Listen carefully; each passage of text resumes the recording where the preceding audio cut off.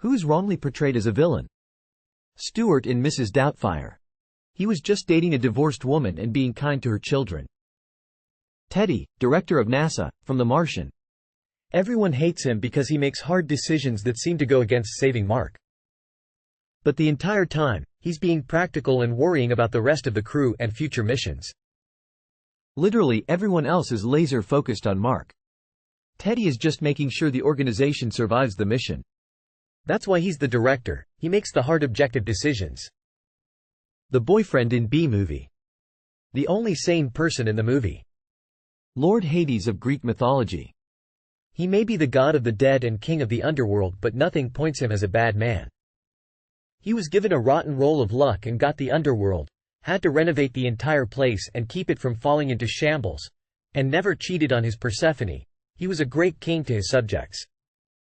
There is no reason to keep blatantly making him the big bad in every modern iteration of Greek myth. And no, he never wanted to be the king of Olympus. He is the god of riches, everything below the earth and precious belongs to him. Diamonds, gold, rubies, emeralds, you name it. He even had 3 kids. He has no need to be evil. He's just the owner of real estate for the deceased, trying his best to keep his property from falling apart due to overcrowding. Donkey Kong in the original game. According to the manual, he was abused at the circus and escaped. The lady who sued McDonald's for spilling hot coffee on herself. She was treated as being unreasonable, but in reality, she suffered severe burns that required extensive medical treatment, and McDonald's was absolutely irresponsible to be serving coffee that hot. Howard Hamlin from Better Call Saul. He didn't hire Jimmy, Saul, but it was Chuck's fault.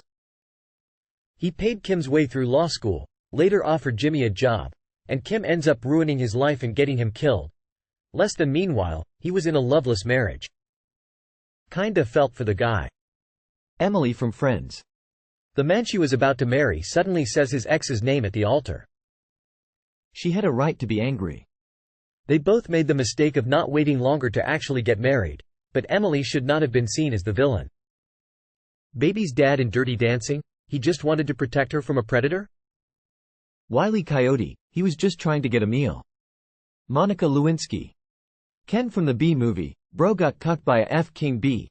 I don't know how you are supposed to handle that. Famously the shark from Jaws. Benny from The Rent. The dude is collecting modest rent from friends, after letting them crash there for free for a year. It also doesn't help that Roger Mark comes from an affluent background and is still trying to stiff him. Skylar White from Breaking Bad. As a teenager I rooted for Walt and found Skylar annoying. How does she not support her lying drug lord husband?